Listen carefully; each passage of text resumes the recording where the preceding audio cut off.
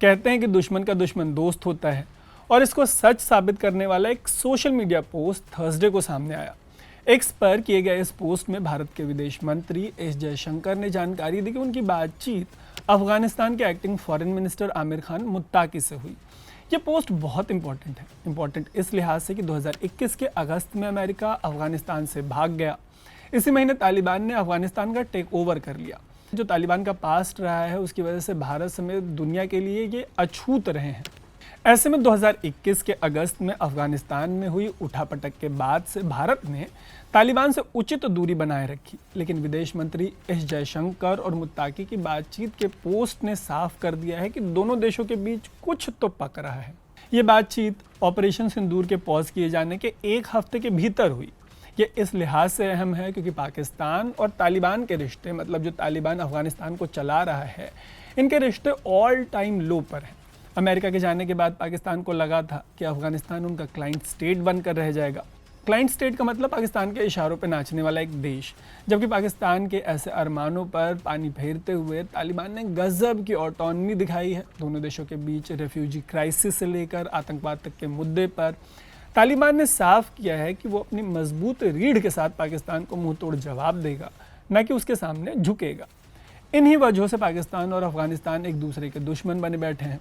ऐसे दुश्मनी के बीच भारत और अफगानिस्तान के विदेश मंत्रियों की बातचीत की जानकारी विदेश मंत्रालय ने एक स्टेटमेंट इशू करके सबको बताई।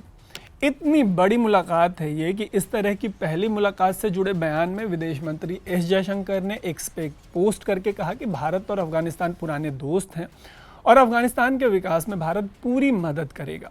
वैसे ही अपनी तरह की पहली बातचीत नहीं है तालिबान के साथ। इसके पहले भी विदेश मंत्रालय के अधिकारी तालिबानी एक्टिंग मिनिस्टर्स से मिलते रहे हैं, लेकिन 2021 के अगस्त में तालिबान के अफगानिस्तान का जो टेक ओवर था उसके बाद से ये बातचीत सबसे बड़ी बातचीत है। इसके पहले की एक और बड़ी पहल में विदेश सचिव विक्रम मिस्री ने भी मुत्ताकी से मुलाकात की थी। दोनों की ये मुलाकात इसी साल जनवरी महीने में दुबई में हुई थी। तब भी स्विच ने इन मुलाकातों से जुड़ी जो एनालिसिस है आपको उससे जुड़ी सारी जानकारी दी थी।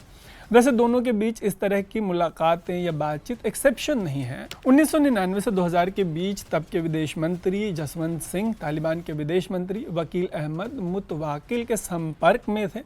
ये उस दौर की बात है जब 1999 के दिसंबर में इंडियन एयरलाइंस की फ्लाइट IC-814 को हाईजैक करके कांधार में लैंड कराया गया था। यह हाईजैक तालिबान के राज वाले अफगानिस्तान और भारत का एक काला अध्याय रहा है, लेकिन ताज़ा मुलाकात के बाद ये साफ है कि दोनों ही इससे आगे बढ़ने की तैयारी में है। मुत्ताकी से बातचीत के बाद जिस एक्स पोस्ट में जयशंकर ने काफ़ी कुछ कहा है उसी में ये कहा गया कि अफगानिस्तान के acting foreign minister Aamir Khan मुत्ताकी से भारत की बातचीत हुई। ये बातचीत अच्छी रही। पहलगाम आतंकी हमले की अफगानिस्तान ने कड़ी निंदा की है। इसके लिए भारत उनका दिल से आभार व्यक्त करता है। ये भी कहा गया कि फॉल्स रिपोर्ट्स और प्रोपेगेंडा के जरिए भारत और अफगानिस्तान के बीच दूरी बढ़ाए जाने की कोशिश को अफगानिस्तान ने सिरे से खारिज किया है। भारत ने भी इसका स्वागत किया है। इसी के बाद विदेश मंत्री ने दोनों के बीच ऐतिहासिक दोस्ती की याद दिलाई और कहा कि अफगानिस्तान के विकास में भारत पूरी मदद करेगा। तालिबान के विदेश मंत्रालय ने भी एक बयान जारी किया इस बातचीत से जुड़ा हुआ और कहा कि दोनों देशों ने बायलैटरल रिश्तों को मजबूत करने पर चर्चा की। दोनों देशों के बीच ट्रेड और डिप्लोमेटिक रिश्तों को और मजबूत बनाने पर चर्चा हुई।